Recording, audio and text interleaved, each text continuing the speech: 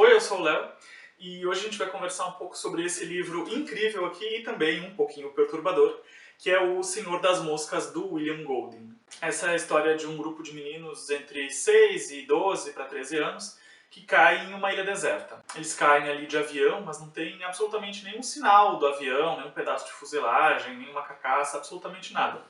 A única coisa que tem é uma cicatriz deixada na mata pela queda daquele avião. E também não tem nenhum adulto na ilha, são só esses meninos ali, alguns na infância e outros na pré-adolescência. Assim como em Capitães da Areia, do Jorge Amado, que já tem vídeo aqui no canal, esse é um livro sobre crianças, mas passa muito longe de ser um livro infantil. Nesses dois livros a gente vai conhecer o lado mais sombrio dessas crianças, que quando expostas a certas condições, têm que lutar para sobreviver, e são capazes de coisas tão cruéis quanto os adultos. A diferença entre esses livros é que em Capitães da Areia o que oprime essas crianças é a sociedade, enquanto que no Senhor das Moscas é justamente a ausência da sociedade, já que essas crianças elas retornam a um estado de natureza, no sentido mais hobbesiano da coisa, de um momento anterior à sociedade civil, em que as pessoas tudo podem e usam da violência para conseguir o que querem. A guerra de todos contra todos, nas palavras do próprio Hobbes. E essa é uma ideia totalmente oposta à concepção do Rousseau sobre o estado de natureza, que tinha uma visão bem mais romantizada e bucólica da coisa. Visão essa que os meninos tentam desenvolver na chegada deles à ilha, mas que depois de alguns eventos vai completamente por água abaixo. Não se tem uma introdução de como eles foram parar ali e nem para onde eles estavam indo. O livro ele já começa com eles na ilha e os personagens eles vão se encontrando e sendo apresentados pra gente que está lendo. O primeiro encontro que a gente tem nesse livro é entre o Ralph e o Porquinho, um menino gordinho de óculos que tem esse apelido, e a gente passa o livro inteiro sem saber o nome real dele. Ele já começa se apresentando pro Ralph e pedindo para não ser chamado pelo apelido que ele tinha na escola, mas ele não chega a dizer o nome dele. Então quando ele revela pro Ralph que o apelido dele é Porquinho, o Ralph começa a rir e não dá mais oportunidade para ele falar o nome dele. E a gente passa então o livro inteiro sem descobrir. O Porquinho ele vira um verdadeiro bode expiatório daquele grupo. Ele é um dos meninos mais inteligentes que tem naquela ilha, que sempre tenta trazer a racionalidade do mundo adulto para as discussões deles, mas sempre é vaiado por conta da aparência. E ele também não pode ajudar nas tarefas porque ele tem asma. Ele tenta compensar isso ajudando com a inteligência dele, mas ninguém quer saber, sempre vaiam ele e chamam ele de um monte de coisa. Essa antipatia pelo Porquinho me lembra um trecho do Mal-Estar na Civilização, do Freud, que também já tem vídeo aqui no canal, que diz que um antagonismo contra alguém é um fator muito forte de coesão de um grupo. Conforme a leitura de Senhor das Moscas vai avançando, a gente percebe isso, que essa zombaria contra o Porquinho é algo que atravessa o grupo inteiro, que é uma coisa que eles passam a ter em comum, e vira inclusive algo para eles se autoafirmarem. Os mais fortes zombam do Porquinho, então logo todo mundo se sente autorizado a zombar dele também, e com isso mostrar de que lado que cada um tá. Então isso passa realmente a ser uma das primeiras coisas que eles percebem que tem em comum, essa aversão ao Porquinho. Depois, conforme o livro vai avançando e as coisas começam a ficar feias pro lado desses garotos, a gente vê que começam a aparecer outros antagonismos que também atuam como fatores de coesão entre eles. A gente percebe então que a coesão pelo antagonismo é muito mais forte do que a coesão por ser favorável a alguma coisa. E a gente vê isso com a fogueira, que eles fazem como um sinal para algum navio perceber eles e vir resgatar. Todo mundo concorda com a importância dessa fogueira, mas ninguém se compromete muito a manter ela acesa. Mas a união ela vem muito mais forte quando é para odiar alguém ou alguma coisa, exatamente como Freud escreve lá no Mal-Estar da Civilização. Ainda lá no início do livro, o Ralph e o Porquinho encontram uma concha. E o Porquinho diz pro Ralph que assoprando naquela concha da maneira certa, eles conseguem tirar um som bem alto, que seria interessante para chamar os possíveis outros garotos que estavam ali na ilha. Para vocês verem como o Porquinho era realmente muito inteligente. O Ralph toca a concha então, já que o Porquinho não podia, porque ele tinha asma, e começam realmente a aparecer várias crianças em volta dele que começam a sair dos matos da ilha. Entre todas essas crianças que começam a aparecer por ali, aparece um grupo de crianças que usam umas capas e são lideradas pelo Jack. Esses meninos cantavam em um coral e obedecem esse Jack de uma maneira quase militar. Depois que todos os meninos chegam ali, eles fazem meio que uma assembleia para decidir quem vai ser o líder.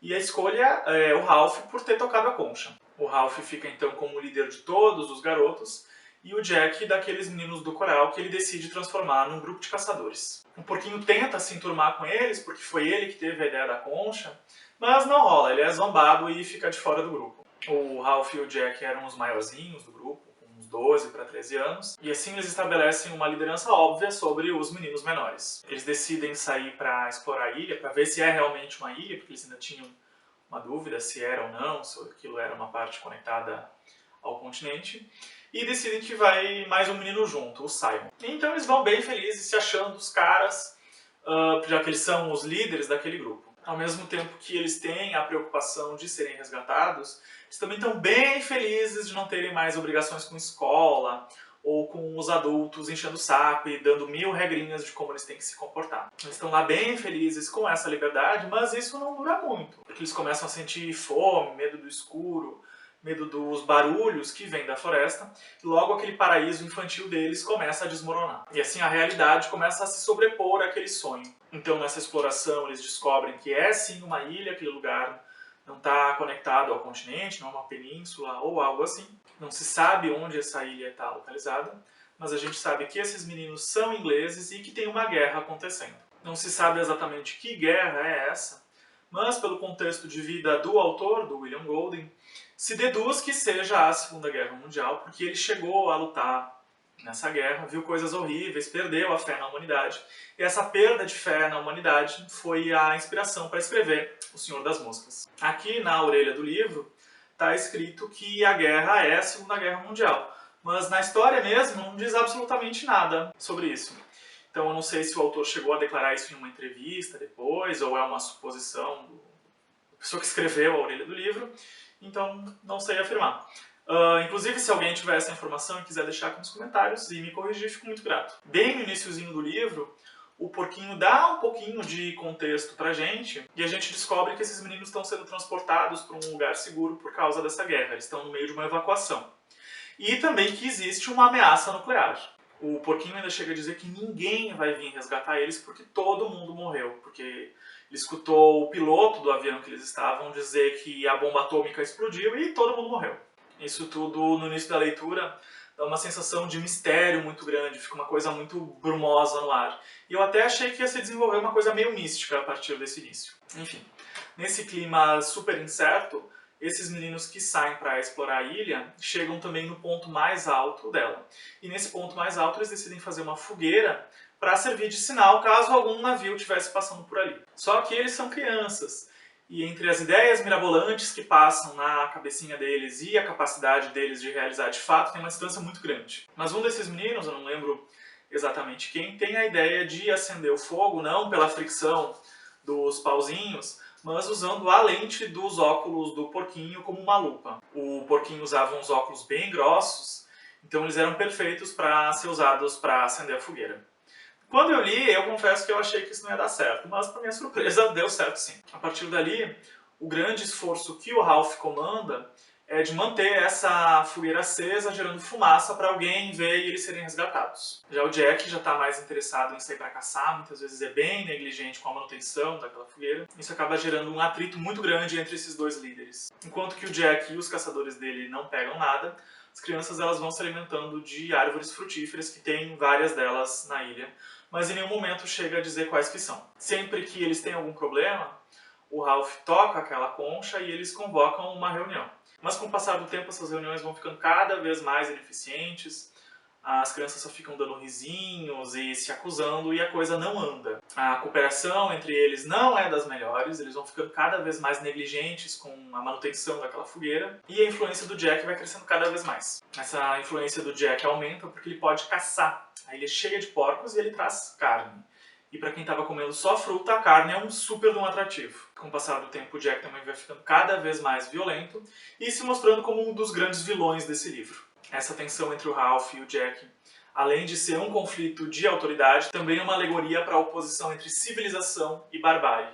Pouco a pouco as crianças também começam a ter umas paranoias sobre um monstro na ilha, que começa em uns rumores entre as crianças menores e vai se espalhando para o grupo todo. Os meninos maiores tentam convencer os menores de que isso é só a imaginação deles, Mas, com o passar do tempo, os próprios meninos maiores, inclusive os líderes, começam a se questionar se esse monstro não existe de verdade.